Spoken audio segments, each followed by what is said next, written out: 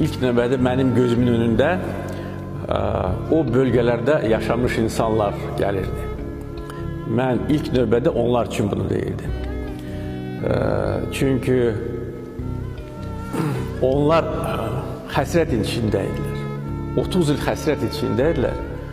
Və mən gəlmişəm ora, mən bu evi görürəm, bu binanı görürəm, o görmür.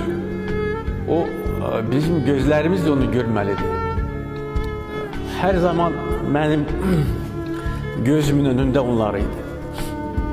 Nə qədər əzab çəkdilər, nə qədər əziyyət çəkdilər, amma sınmadılar.